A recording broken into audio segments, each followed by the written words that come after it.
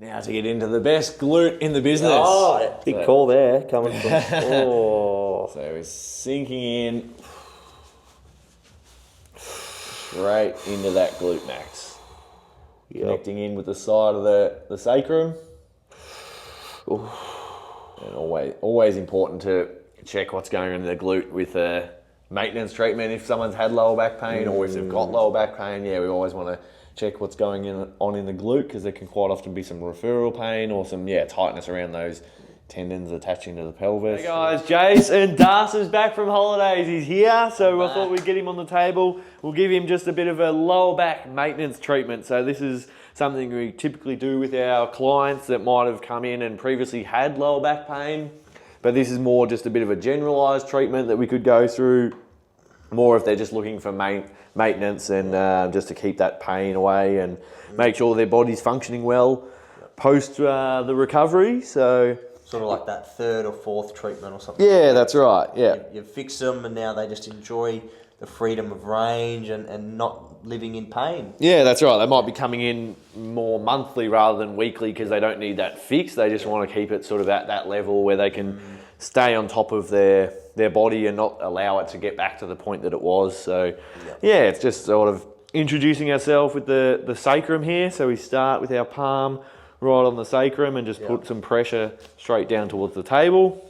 And we can just hold this to start with. Yeah, it does feel really good. It just sort of feels secure, like you're not going straight into moving too quickly or pushing straight into a spot that can be quite tender initially. So it just feels like a good sort of comforting starting point.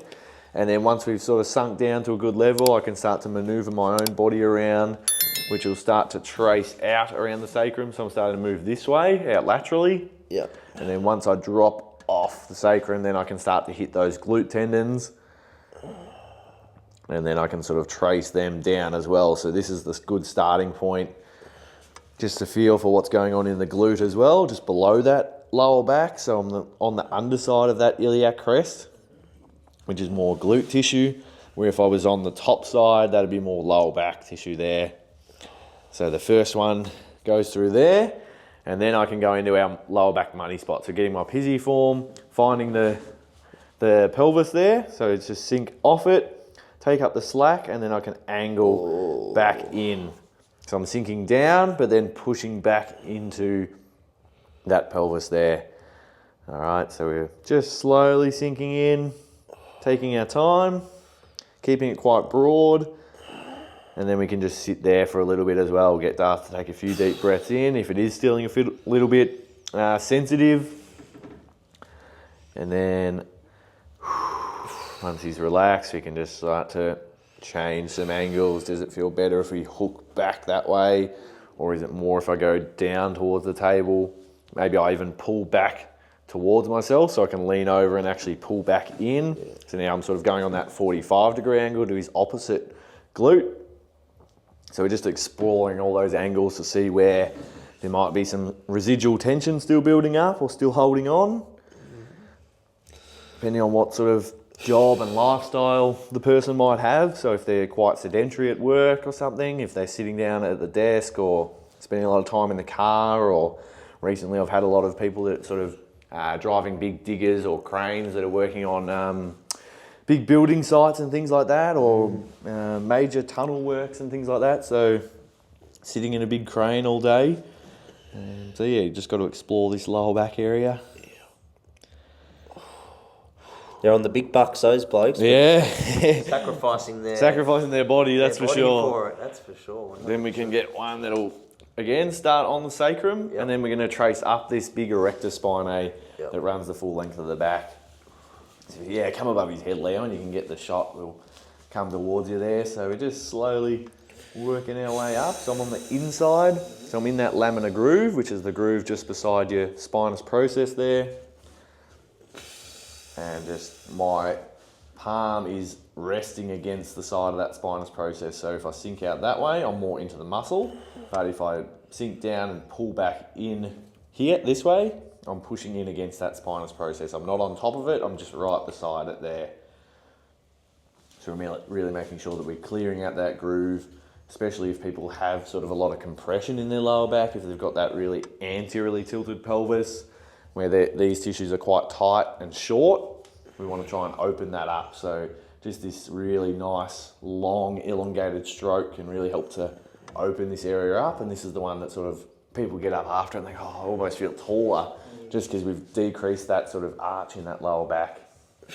So we can even add a bit of a drag away, just anchor that hip and start to stretch that tissue and that fascia a bit more. Even just these little wiggles that we can start to do. Just if we feel like some of those joints are almost a little bit blocked, it's just a bit of a joint mob around there as well. And then we might start to notice that the tissue moves through. So you can feel a bit, there's normally a bit of a sticking point here where a lot of people have a hinge point in that sort of thoracolumbar junction, just around the ribs there. So we can also just pin, and we might actually just start to move his hips a little bit, just see if we can start to mobilize that lower part of the spine, get it moving while I'm just pinning around that area. And once we feel like that sort of maneuvers it a little bit, then we can start to move up. So it felt like it unblocked a little bit there. So then we move up and keep pushing through. So I'm keeping my weight, I'm not lifting up and pushing back down, I'm staying at that same depth the whole time. Oh, it feels so good. Love to be a bit taller, mate. Come on. Yeah, don't worry, mate. I'll make you 6 foot at the end of this treatment. That'll be good. Oh. Well, maybe not 6 foot. Yeah, maybe not 6 foot. You've got a bit of extra work to do for that one. But yeah, Darcy's also just got back. Did anyone see him? He was over in America and Mexico. If you were down in Mexico, where in Mexico were you, Darcy? I flew into Cancun and I spent, I think, 9 or 10 days in Playa del Carmen. All right, so if you saw a loose unit getting around down there, it probably would have been our man Darcy. Yeah, definitely gave it a nudge. A little bit in Vegas too. A little bit in Vegas. What was was Mexico your favourite spot? You seemed like you really loved it down there. Mexico, like, I don't know. Just your vibe, isn't it? The beachy sort of... Good vibe. You can wake up and go to the gym. It's sun shining every day. You know, if you've had a bigger night the night before, you can still just get like healthy food and smoothies and green bowls and just like fresh food that's affordable. I found America with our dollar quite expensive. Yeah. Our money doesn't go far enough. You know, things cost breakfast at the same price. But by the time you pay $24 for breakfast, it's $32, and then it's the tip, and then it's the tax, and it's $40 before you've had your brekkie, which is fine. That's holiday, but I think Playa del Carmen was a much more affordable. The sun was shining. There was plenty of people that are interested in connecting and wanting to getting to know. Yeah, you were saying off camera that just it felt like it was a lot easier to socialise outside of just being at a bar or somewhere like that. You could just sort of talk to people on the beach or They were there to holiday, you know. Whereas if people come to Melbourne, that's right. It's people are still working, you know, and people aren't really. It's not the biggest holiday destination, but you got to meet people. But compared to, say, a little island in Thailand or Koh Samui or Bali, people are mostly going to these destinations, Hawaii, to meet up with people or just to travel. have fun. Yeah, you go to Europe during the summer, you're gonna meet a lot of people, you know, along the Amalfi Coast or at Santorini Beach in Greece or something, or whatever, you know. So Playa del Carmen was much more of a touristy holiday. Everyone was there from all scopes of all around the world. Argentinians, I met French people, Chileans, Puerto Ricans, Mexicans, Americans. Any Australians over there? I met an Aussie dude, but he was a young college basketballer. Oh, yeah. Nice. He was 19, living in America, but yeah, he was Aussie, so that was cool. But I don't think I met any other fellow Aussies over there. Not in America. Oh, that's a good spot. Not in America or Mexico. Texas is a whole other world too. A bit different. Yeah, it was exactly what you thought it was. What I thought it was going to be. Maybe, I don't know. I don't want to talk down, but we've just got it so good over here in Australia. Like the way we look after our gardens and our parks and our ovals and our like it's green, it's lush, there's trees. Dallas. Is it a in bit particular, drier over there, is it? Or? It's great. It's concrete. Oh, right. You do a big walk to go get some brekkie, or a big walk to go to the market, or a big walk to go get a new suitcase, and it's just very great. It's not a lot of. No one puts much effort into their gardens or their grass or their lawn, or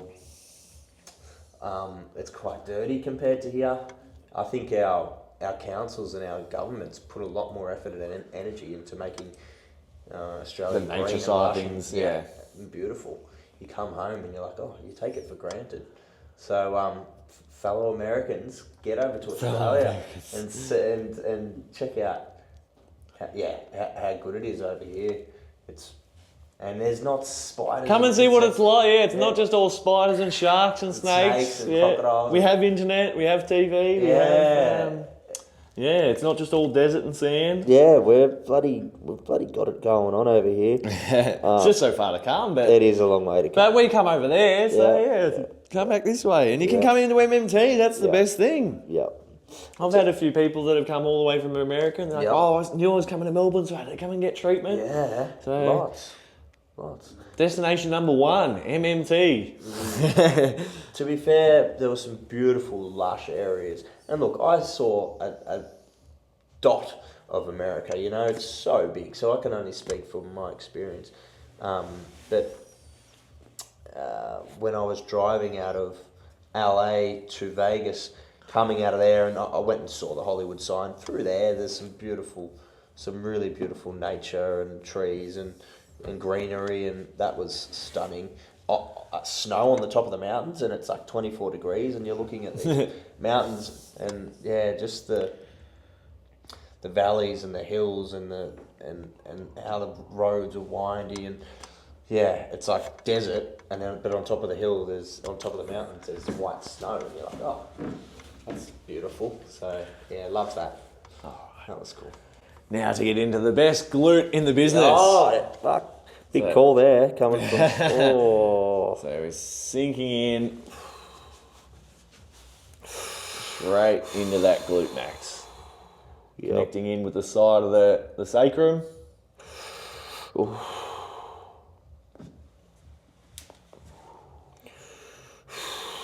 And always important to check what's going on in the glute with maintenance treatment if someone's had lower back pain or if they've got lower back pain. We always want to check what's going on in the glute, because there can quite often be some referral pain or some tightness around those tendons attaching to the pelvis. Oh, it's tight. Darcy's just got off a big plane trip. So how long were you on the flight? What's the I think it flight? was 18 hours from Dallas. Straight, no stop? No stop. Yeah, right. It was a long trip. I mean, there was a trip that was on the day before that would have got me in a day earlier, but it was via Sydney, and it was not going to be direct. Yeah. And I think the flights. You'd rather just get it done. Wait an extra day, not stuff around in Sydney. Yeah. Because I'm on standby. The flights out of Sydney to Melbourne first thing in the morning when I arrived at 5 a.m. The 6 a.m., 7 a.m., 8 a.m. were all very full. Yeah. So it was like, oh, what's the point in waiting around in an airport for 3 hours to only get here Monday midday and do half. Might as well get here Tuesday. May as well get here Tuesday morning. It was a good flight. Flew business. It was lush. Luxury, mate. The way they look after you. Yeah. And my sister was the air hostess on that flight. So Really? I was well looked after. Ah, that's good. Yeah. Look at that. Yeah. Just the people you know. You got to have the hookups. Oh. That's probably another. We'll leave that one for maybe Patreon, the old hookup chat. That might be a different segment. Yeah, got some confidence back. Yeah. Met some lovely people over there, Darcy. Yeah. Ooh. Yeah, some good girls. And guys, I'm sure you chatted to. Oh yeah, plenty. It's good. Alright, so now we're moving on to the greater trochanter attachment. So this outside hip bone there, so we sink in, get into those tendons deep into that glute. So we sink down, wait for Darcy to relax, getting into those deep external rotators as well. And then once we've got to the layer where we feel there might be a bit of tightness or a bit of tissue that's hardened and pushing back into our pressure, we can just wait, or we can just start to pivot our elbow and forearm. Starting to soften that up. Damn, that's tight. That is tight. It's tight.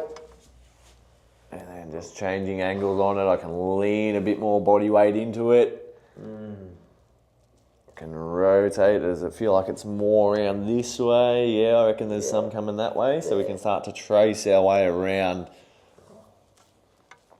Just stopping when we find a spot. Sometimes you can perform these little scoops where I, again, lean in, lean away. Doesn't look like much on the camera, but it feels a lot bigger than it is when you're getting the treatment, when you're on the table, you're receiving it. Definitely. Oh. You sink in and then move it away. Trying to clear it out from where it's stuck. And then tracing around, keep going till we find the next spot.